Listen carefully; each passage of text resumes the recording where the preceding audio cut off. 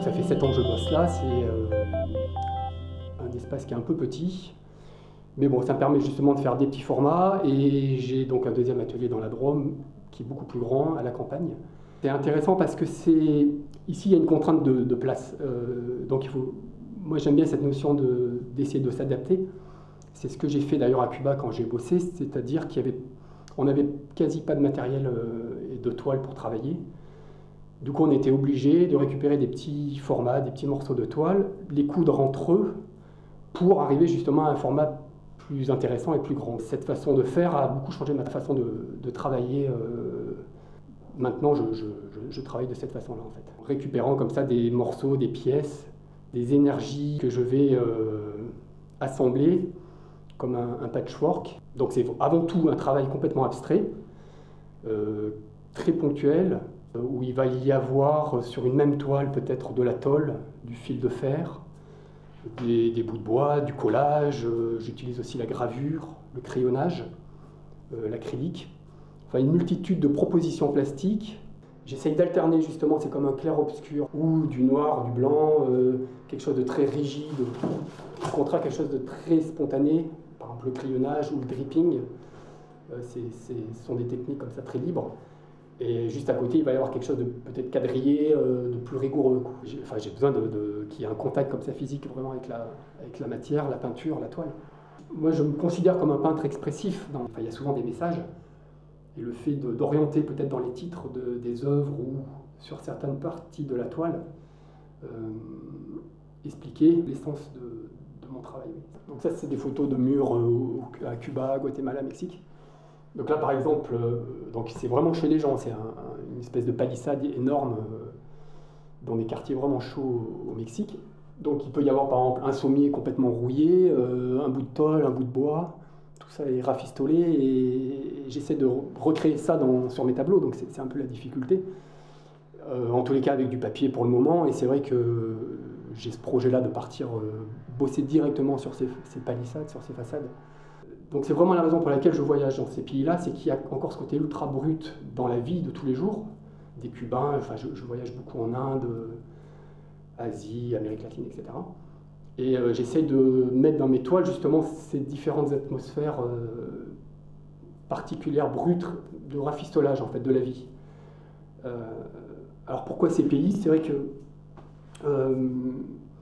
moi, j'y trouve une certaine authenticité encore dans les relations entre les gens, entre eux. J'ai l'impression que plus le pays est pauvre et plus il y a encore cette notion d'entraide.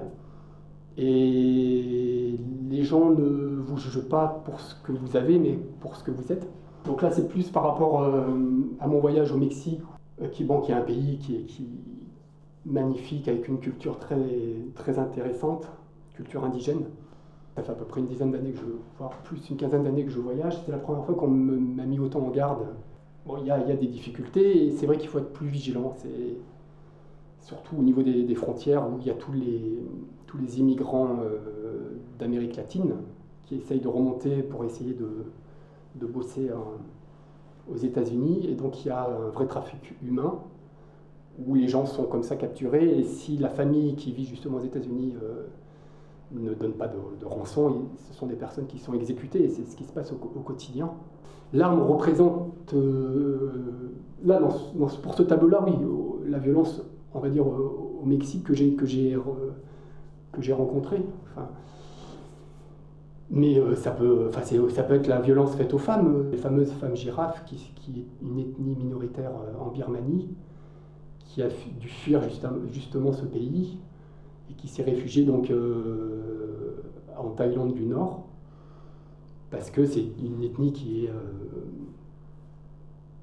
massacrée par la junte militaire en place. Par croyance, il y a une mutilation du corps. Donc ça, c'est des choses que moi, en tant que peintre et voyageur, ça m'interpelle complètement.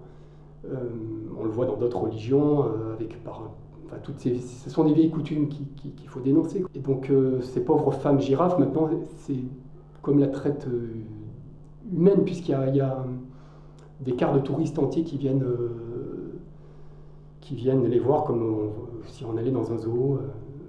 ça fait partie du voyage en Thaïlande. C'est important de prendre conscience dans quel monde on vit. Et, enfin, en tous les cas, moi je vis le voyage de cette façon-là. C'est-à-dire, ce qui m'intéresse, c'est la culture du pays, l'histoire du pays et les problèmes de ces pays-là aussi.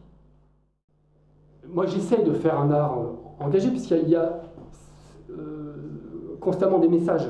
Maintenant, je sais que je n'ai pas envie de changer le monde, je suis comme un photographe, c'est-à-dire que je voyage, il y a énormément de sujets qui me touchent, et je fais une photographie finalement de ce que je vois, et je les appose donc sur mes toiles.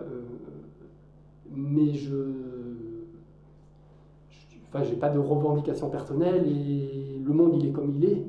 Moi je constate uniquement ce que je vis et ce que je vois.